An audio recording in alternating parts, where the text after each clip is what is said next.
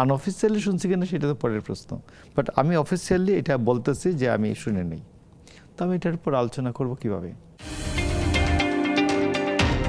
তুমি মহারাজ সাধু হলে আজ, আমি তবে চোর বটে। এখন বিষয় হচ্ছে একটি পাজেল, মানে এই প্রথম অধিবেশনে কে মহারাজ কে সাধু, সরকারি দল, বিরোধী দল, নাকি মহামান্য রাষ্ট্রপতি?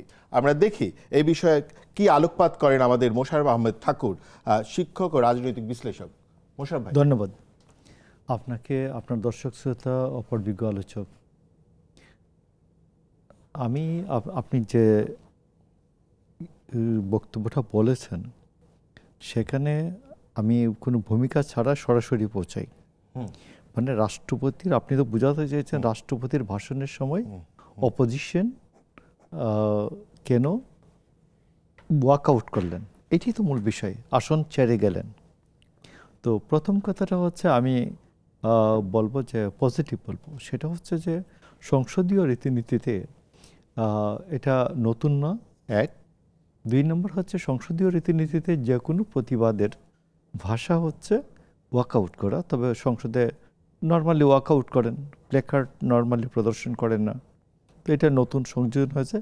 তবে পার্লামেন্টে এর আগে ব্রিটিশ পার্লামেন্ট যদি দেখেন, ওখানে রক্তারক্তি হয়েছে, ব্রিটিশ পার্লামেন্টে খুনাখুনি হয়েছে। বাংলাদেশে 50-এর দশকে ডেপুটি স্পিকার শাহেদ আলীকে পিটিয়ে মারা হয়েছিল। তো এর মধ্যে হইচই যে হয় নাই পার্লামেন্টের বিভিন্ন সেশনে। তো আমি মনে করি যে এইখানে যে কেমিস্ট্রিটা যেরকম মানুষ প্রত্যাশা করছিল ঠিক ওরকম হয় নাই, কিন্তু ওয়াকআউটটা তো প্রথাসিদ্ধ। এখন আসুন, আপনি যা শুনতে চান আর কি, আমার দর্শকরা শোনাতে চান, আমি এইরকম কিছু কথা বলি। সেটা হচ্ছে যে আমাদের 5ই আগস্ট 2024 সালের 5ই আগস্ট এখানে হাসিনা সরকার পালিয়ে যাবার পরে সেখানে হলো যে রাষ্ট্রপতির সাথে সব রাজনৈতিক দল আলোচনা করলেন গভর্নমেন্টের ফরমেশনটা কি হবে, এবং সেটা ঠিক হলো অন্তর্বর্তীকালীন একটা সরকার হবে। তারপরে 6 তারিখে রাষ্ট্রপতি 106 অনুচ্ছেদ অনুযায়ী একটি রেফারেন্স আনিয়েছেন, এবং আমরা রাষ্ট্রপতিকে রাষ্ট্রপতি যে এই রেফারেন্সটা আনিয়েছেন আমরা এটা বিশ্বাস করেছি।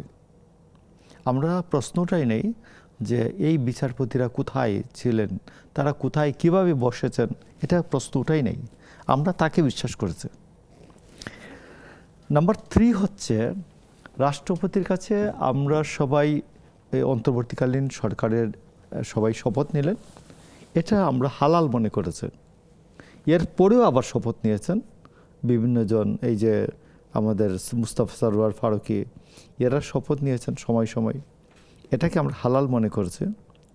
তারপর চতুর্থত আপনি দেখবেন যে 133টা অধ্যাদেশ এটা রাষ্ট্রপতিকে দিয়ে সই করানোটাকে আমরা জায়েজ মনে করেছি। এখন শেষ পর্যায়ে এসে গণতন্ত্রের উত্তরণের প্রশ্নে আমরা সর্বশেষ যে কাজটা, পার্লামেন্ট বসবে, পার্লামেন্টে বসার সংবিধান অনুযায়ী পার্লামেন্টে রাষ্ট্রপতি একটা ভাষণ দেবেন, এবং এই ভাষণটা ক্যাবিনেট অ্যাপ্রুভড বা ক্যাবিনেটের লিখে দেওয়া একটা ভাষণ। রাষ্ট্রপতির নিজস্ব কোনো বয়ান এখানে দেওয়ার কোনো ব্যবস্থা নেই। যদি বলা হতো যে শাহাবুদ্দিন নামে বাংলাদেশে যত মানুষ আছে এদের সবার নাগরিকত্ব বাতিল করা হলো, অথবা এদের সবাইকে নাম পরিবর্তন নির্দেশ দেওয়া হলো, রাষ্ট্রপতি শাহাবুদ্দিন তাই পড়তে তিনি বাধ্য। এটা তো এটা আচার, মানে সংবিধান, তো এটা হয় নাই কোনো সময়। তো যাই হোক, আমি আপনাকে বলি,